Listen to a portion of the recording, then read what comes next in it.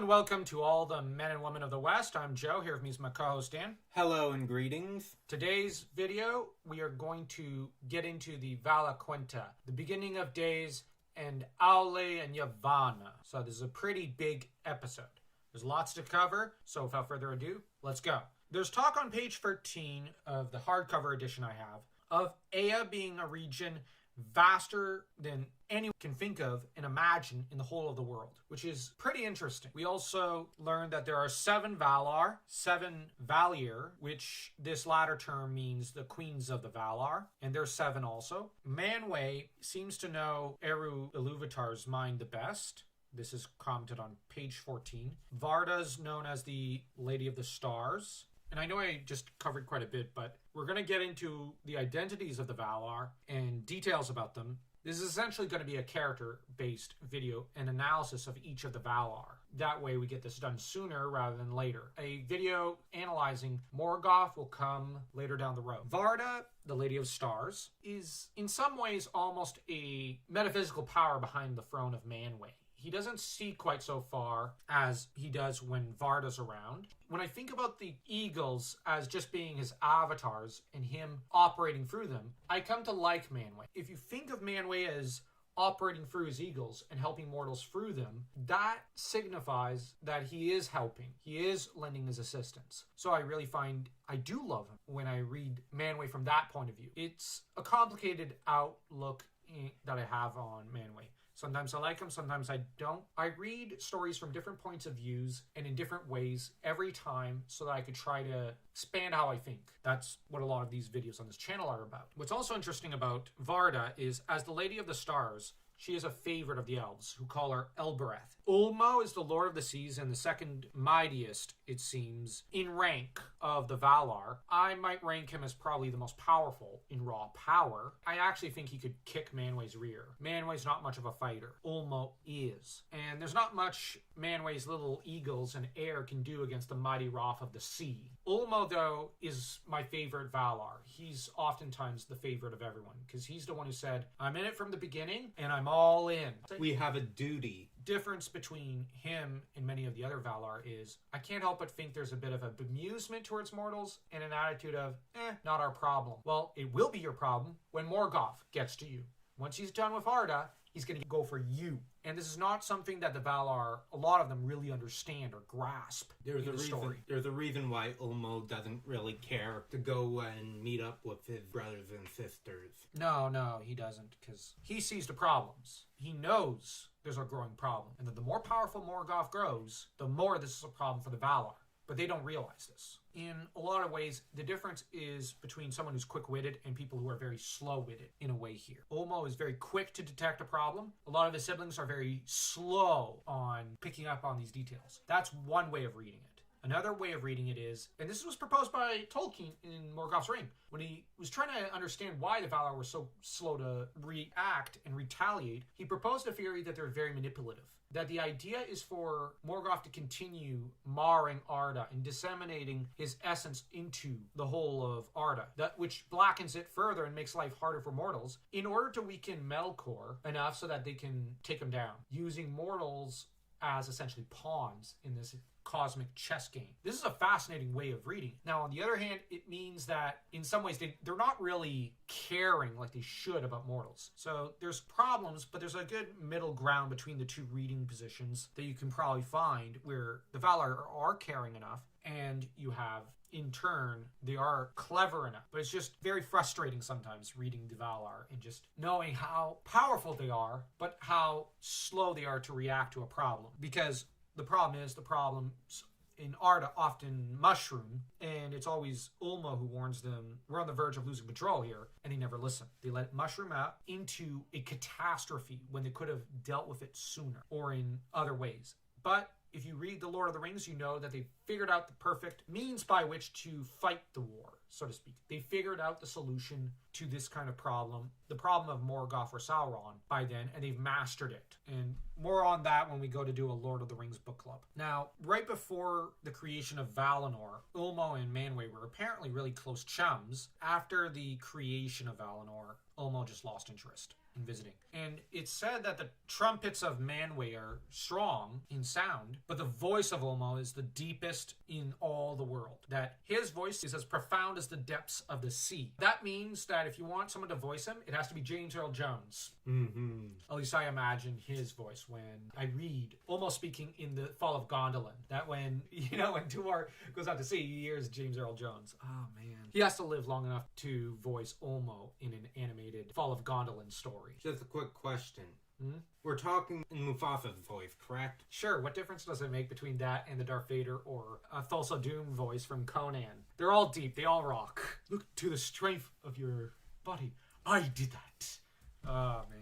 Him and Conan, he was perfect. That said, we've got the narrator admitting that Ulmo adores elves and humans. We also have the information of the Ulu Murai, which is the horns of Manwë. Now, amongst the fans, there's often talk of how much damage Owley has inadvertently done to mortals. And I'm actually going to say I kind of feel that a lot of people come down too hard on Owley. I know he messed up when he trained certain individuals, or when the Noldor misused a lot of his gifts, or when you've got the fact that Saruman was a pupil of his, and look how foul him and even his other pupil, Sauron, turned. If Owley had not been around, how would those who fight against Sauron and Saruman even be able to fight them? I'm going to propose the theory. It's, the idea that because of Owley, everyone developed the skills in order to build, for example, Silmarils or the One Ring. I'm going to propose they would have still done it. The difference is Sauron would have taken longer. And by the time he finished the One Ring, the elves would be on the way out. You wouldn't have Elendil or Isildur there to stop him. So the heirs of Numenor would have already faded, as the elves would have. So Sauron's dominion would be unchallenged. No Owley means the good guys don't have the tools to fight the bad guys, so to speak. That's a very oversimplified version. Plus, no dwarves. Yeah, no dwarves to forge any of the great swords, such as Narsil, or reforge Narsil into Aragorn's sword. You've got none of the mithril armor that shielded the likes of Bilbo and Frodo. You don't have Sting. Without Owley to teach the dwarves and the Noldor how to make what they make, there's no story, almost. The bad guys, the Dark Lords, win. I'm just saying, let's not be too hard on Owley, especially as he's the one who invented smithing, mining, even embroidery. He's the one who invented almost every art imaginable, and he put his heart and soul into it and into making life better and more tolerable. This is something to be respected about. He always remained loyal to Eru's vision, unlike Melkor. One thing to bear in mind is that Melkor was a smith. Melkor would have probably already given to his side all the weapons needed. Without Owley, there's no way to fight Melkor, and Morgoth would reign over Arda unchallenged. Owley was key here. Yes, he taught Fëanor, and that caused a huge mess. On the other hand, it's thanks to Owley that the Noldor knew to forge Ringil, Fingolfin's sword, which ended up wounding and crippling Morgoth. There's so much that Owley contributed. He's basically the good smith. The forces of good and evil did need his talents, but there was a greater good that came from his gifts, I would argue. Yavanna is Owley's wife, and she adores anything that grows out of the earth. And I have mixed feelings about Yavanna. She strikes me as a little short-sighted at times. And she's the next in rank to the Valyr, to Varda.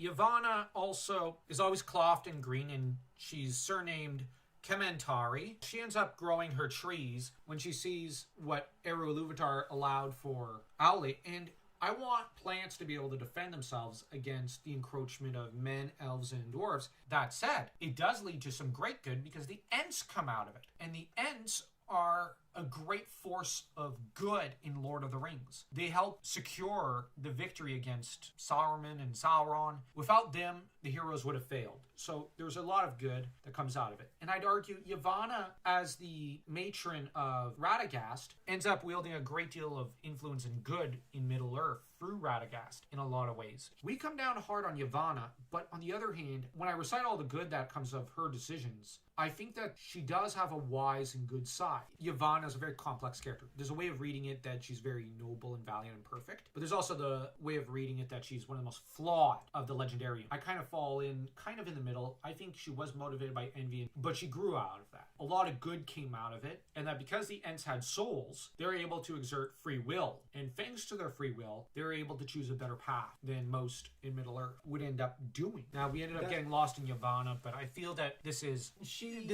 fits with where we're at in this discussion. We'll be moving away from Yavanna in a little bit. She was fascinating. I mean, you mentioned she goes Manway. And she forms an alliance with him. Okay, your eagles can land on my trees. She's one of my favorite Valar just because of how complex she is. I like reading her as very imperfect. She's one of my favorite female Valar. I don't know, her and Nienna, I can't really decide which one I like more. Or her and Elbereth, it's just hard to decide between the three. Then we get to the Thea Turi, the master spirits that become known as Mandos and Lorien. They're named after their dwellings. Their real names are Namo and Irmo. Namo lives in Mandos. Vere is his wife. She doesn't really play too much of a role. And Irmo is married to Este. And Nienna is the sister of these two underworld beings. And Nienna is constantly crying for the suffering of Arda. She's obviously based off and inspired off of Persephone, but I kind of found that there was more the Virgin Mary with her because of those old artifacts where the idea was, for example, in Pillars of the Earth, where it cries for the suffering of immortals. On the one hand, I find myself irritated by this element of Nienna. However, Nienna, you can't hate her. She is such a decent character. She is probably the most moral of the Valar. And she is the one who kind of serves as the Jiminy Cricket of the universe, telling the other Valar, even the Maiar, you should do more for others and whatnot. She is such a champ. And while I came down hard on Yavanna, and I do come down hard on Nienna, both of them are very moral, ethical Valar. Then you've got one of the fan favorites, Tulkas Astaldo, the Valiant. Oh my gosh, the guy who single-handedly all but takes down Morgoth. Tulkas is obviously inspired by Heracles. He is a laughing god. He is the one whom he's slow to anger, but once he gets angry, ooh boy, is he mad. He reminds me of Rocky DeSantos from Power Rangers. Because Rocky in Power Rangers is always laughing, but he's one of the most competent fighters. On the other hand, for all of his big talk of being tough, sadly, he doesn't really do much for most of the Legendarium. But once he does, in the War of Wrath, as we see later, we wish the genie had been kept in the bottle. Tulkas is the last one to join the other Valar in Middle-earth, and boy is it a problem when he does show up, because in some ways he's almost too destructively powerful. And he's got his golden hair and beard, of course. He loves wrestling. He has no need for weapons. Nessa's his wife, and she's sister to Orome,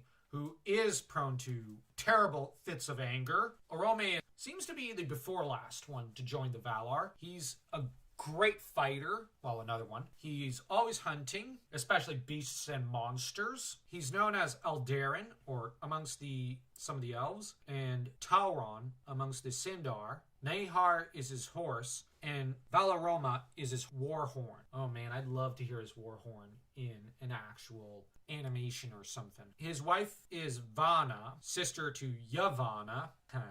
I see what Tolkien did there. Accompanying the Valar from the halls of time are the Maiar, and the most prominent amongst them are Ilmare, handmaiden to Varda, Eonwe, banner bearer and herald of Manwë, and boy does Eonwe end up doing a lot. He's kind of proof against the earlier criticism we laid against Manwë. Eonwe does a lot later in the Silmarillion, so keep an eye out for him. His name's going to crop up again and again later, particularly at the end, and he is one of the strongest fighters in all of Arda. Of course, Tulkas and Orome could probably beat him, as could Melkor, but I'm not sure about Morgoth, because Melkor is the spirit. Morgoth is Melkor after he's incarnated himself in flesh and weakened himself a great deal. Osei and Uinen are also famous. Osei was a vassal of Ulmo, whom Melkor managed to convince to rebel against Ulmo for a time during the music of the Ainur, but thankfully Aule was able to talk to Uinen, whom is wife to Osei, into getting Osei to finally toe the line again. Other noteworthy Maiar are my favorite Maiar, Melian, who serves Vana and Este, and she dwelt for a while in Lorien. The wisest of the Maiar, though, is Alorin. Boy, is he wise. Most who've read The Lord of the Rings or The Hobbit know him as Gandalf. Of course he's the wisest. He's Gandalf. Alorin, though, is responsible for going amongst mortals, especially elves, and inspiring hope amongst them. He's essentially a deity of hope, which makes him very important and very cool. I really like him. He's probably my second favorite of the Maiar. Sometimes I find I like him the most. It's hard to decide between Aloran and Melian. They're such great characters. As for those Maiar who followed Melkor, many of them became known as the Raukar, or Balrogs, spirits of fire and darkness. Then there's Gorthor the Cruel, who became known as Sauron. And Sauron once served Aule. What did you think of that detail? The fact that his name cropped up, and his original name was Gorthor the Cruel. That was something very fascinating, and there's something biblical about that. Now, Melkor is supposed to be Lucifer in a way. Exactly. The one who's right behind him is Sauron in the fall from grace. Just like the angels that decided to follow Lucifer became demons. Yeah, in Paradise Lost, I think it is. Now, Tolkien had read Paradise Lost, and you can really see the correlations there. He was also a fan of Norse mythology. Yeah, there's a lot of old mythological and Judeo-Christian mythological or imagery and ideas here, and I really like it as well. Let's get to the beginning of days. The exciting stuff. You've got, in the beginning of days, Aule, who is working incessantly, and he puts in the encircling seas 2 great lamps. Varda fills them with presumably some light. Manwë hallows them, blessing them, and the Valar then put them in 2 enormous towers. The northern lamp is called Iluin, and the one to the south is called Ormel. Yavanna then goes on to create the plants and trees she loves ever so much. And they end up dwelling, the Valar, end up dwelling on the island of Almarin, which is in the Great Lake. This is the first great dwelling of the Valar. And they end up hosting a grand feast because, we did it. Everything's great. Hunky-dory, kumbaya. We've made Middle-earth. It looks spectacular. When the elves and humans get here, it's going to be paradise on Earth. And then you've got Melkor, who spies on them. And by now, he's no longer lying to himself. He's filled with hatred and envy.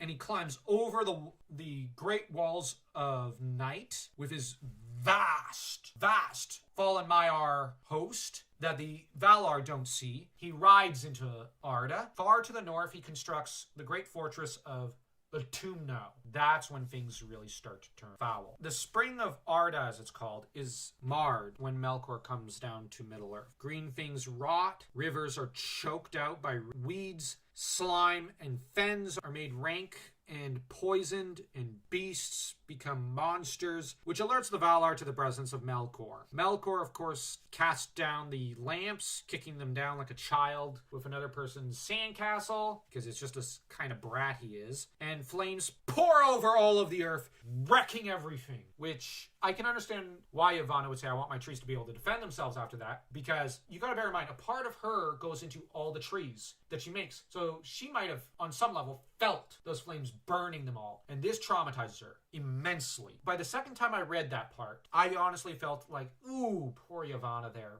poor girl. Melkor, I can't help but feel that part of his doing that was somewhat a blow against Yavanna. Like, he's attacking what she loves, in particular, her and even Aule, because Aule put his heart and soul into building up these towers and these lamps and worked himself into exhaustion, him and Tolkas. And Melkor kicked them down and just said, ha ha, basically, before he fled back to Utumno with the great voice of Manwë bellowing after him and the sound of Tolkas behind him. And he's going, oh, I'm not fighting Tolkas. He's about the only one who could beat me up. Him and maybe Ulmo. I don't think Ulmo showed up because you don't want the sea overwhelming that island. Even Manwë was upset by that. Yeah. When Manwë gets upset, you know it's bad. The next time he really gets upset is pretty much when the 2 trees go down. You can argue he doesn't really get upset then, but really it's Numenor when he next gets this upset. You can't blame Manwë for getting upset then. Not entirely. Some of the blame lies with him, but not all of it. We'll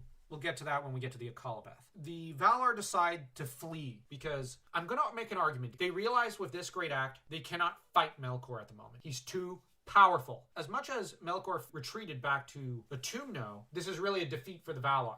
they have been pushed out of Middle-earth. They're pushed out to Aman, where they raise the Pelori Mountains up and fortify Aman and set Aule to building vast mansions. And thus Valinor grows increasingly beautiful. And on a mound, Yavanna creates 2 trees. These trees are Telperion and Laurelin. Telperion is the elder of the 2 trees, and Arda, in the meantime, is bathed in darkness, in obscurity. Aule ends up, we're just going to pause here because we're starting to get to the Aule section of our video. Again, Aule, it's noted on page 27, 28, is, as we mentioned, the one who taught broidery, smithery, mining, but also drawing, carving, script, languages to the Noldor, who later spread a lot of these things to others. Although I suspect, although the Silmarillion, it's a propaganda book of sorts written by the elves, to an extent. It's their history book in universe. I will argue that Aule also taught it to the 7 fathers of the dwarves before he put them to sleep and spread them out throughout Middle-earth. So the dwarves are also taught a lot of these arts by Aule directly. The level of sophistication that the Noldor have vastly surpasses that of the dwarves. So they were taught the rudimentaries. The Noldor were taught a lot more, advanced skills and whatnot, and they also had Feanor to develop a lot more. And those techniques that have been advanced by Aule in the interceding centuries between the rest of the 7 fathers and their first contact with the elves, or the Noldor elves, there's a lot of techniques that have been advanced. So there is that detail. What's interesting is that Yavanna is the one who urges the Valar to declare war on Melkor. She basically says, what are you doing? Elves, the humans, the dwarves, they're gonna need you to defend them. They can't defend themselves against Melkor right now. And you basically have the Valar go, yeah, but he's scary looking. Okay, get out there and do your job. That's essentially Yavanna doing that. So we criticized her earlier, but it's to praise her here because I'm going to actually make an argument. The Aule and Yavanna chapter is misplaced. It should have come probably before the chapter of the beginning of days, because by this point, I think that the 7 fathers do exist and they are laid to rest, but we'll get to them in a minute because we've got to do this mostly in the same order that it is in the Silmarillion. But this is the only point that I disagree with Christopher on very strongly. Aule and Yavanna should have come before the beginning of days. And I know I'm very biased there, but I'm just saying it because then you'd see Yavanna kind of misbehave a little. Then in this chapter, you'd see the character development. A lot of spirits took on the shape of eagles and hawks. And what do you think of that? That a lot of them took on those shapes. And that's one possible explanation for the great giant eagles that serve Manwë. These are birds of prey. They are some apex hunters. And the mentality behind, we are going to become apex aerial hunters to try and hunt down Melkor and his servants, is something very interesting. And it does explain a few things in The Hobbit. Well, the king of the eagles there, crowned by a dwarf. That's essentially the marriage of earth and air, I would argue, in hindsight. Because you have Dane, who became king of the dwarves under the mountain, who crowns an eagle king after he is acknowledged as king by the eagle. They're basically crowning each other in a way. It's a bit of a union between Manwë and his followers and avatars and the followers and sons of Aule. So that's how I kind of read it. With that said, Orome is the only one who decides, you know what? I'm going out there. I'm going to comb the forest. I'm going to search names, and I'm going to name... I'm going to search everywhere for these elves, and I'm going to hunt down all the monsters of darkness I can find. It's now at this point that Eru Ilúvatar, pondering the mortal realm, it seems, at some point in succeeding centuries, decides to give the elves a lot of gifts. But then he decides to reserve one very special gift for the Otani humans, the gift of Ilúvatar, death. The ability to die and go to his hall, essentially heaven. He reserves 2 very different fates for elves and men. The idea is that elves, when they die, and they can only do so when killed by violence, when they grow weary after typically maybe 10,000 years, or they just will themselves to die, typically of grief. Elves, when they die, go to the halls of Mandos. Once there, they need to earn the forgiveness of those they've wronged before they can be reincarnated. And even then, they need the permission of Mandos to go back.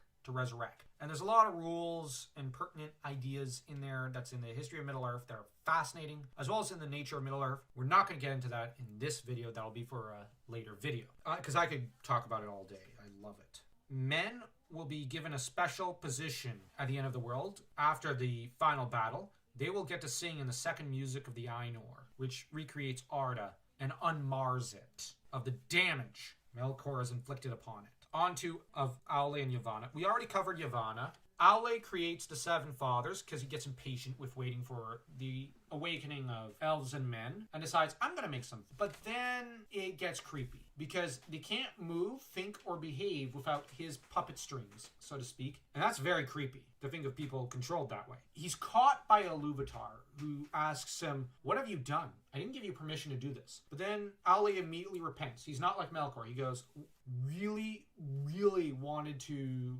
create and share all that I know with mortals. I'm sorry. Forgive me. I'll destroy them. And it's as he's raising his hammer with tears in his eyes because he truly came to love his creations. But once he realizes they can't think or behave without his conscious thought, he knows this is a perversion against nature. So he breaks down crying. And it's when he's crying and when he shows this humility, the willingness to still destroy what he loves for Iluvatar, that Iluvatar...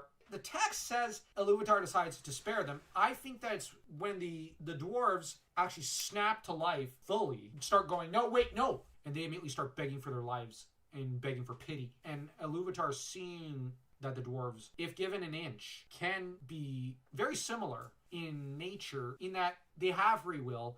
They do want to live, much as elves and humans might have begged in that moment. You know, I gave them an inch. I gave them enough that if they beg for their life, they'll... it's not cold. I think Iluvatar was trying to give them a chance. Like, okay, let's give them an inch. Ask what they think. And they go, no, we don't want to die. Please don't kill us, to their god. And Aule's stopped before he can do any real damage. And Iluvatar says, I'll give them full souls. Don't touch them, and I will adopt them. Now, your kids and my firstborns will often run into trouble because your kids are like you. They'll love what they create with their own hands the most. They are going to be very stubborn because they're made from pretty much under the mountains and whatnot. There's going to be some rivalries there. And I've seen people say it's a curse that Iluvatar lays down. I think it's more a prophecy. Iluvatar is predicting, there's going to be some rivalries here. It might sound weird, but I think Iluvatar does have some favor towards the dwarves. He does like them because he gives them a lot of perks. And I'm going to get to the perks in a minute. But for now, you have Aule, who spreads the seven fathers to the far sundered places, as it said, of Arda, or in Arda, I mean. He returns to Valinor immediately afterwards to await the firstborn, and he never again defies Iluvatar.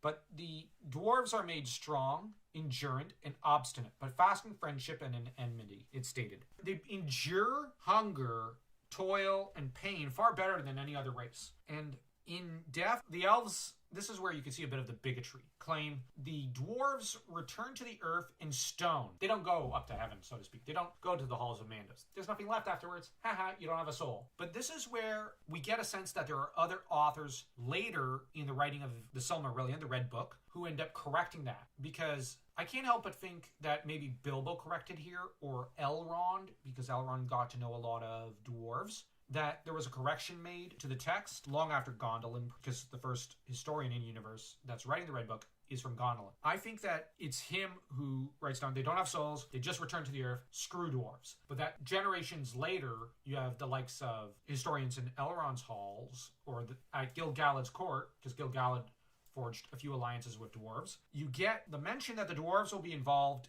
in the second music of the Ainur, and that they will help in the reforging of Arda and the unmarring of it. That's a very important position, and I like that as part of the canon. For me, the dwarves have a very key role in the second music of the Ainur, which suggests that they also kind of got the gift of man. They got the gift of man, they got some of the gifts of the elves, because they have extended lifespans, longer than men. Honestly, the dwarves got all the best deals. You know, I've seen Clueless Fangirl, and I really like her channel, but she tends to go, I think Iluvatar was really mean to the dwarves. No, I think Iluvatar was spoiling them rotten.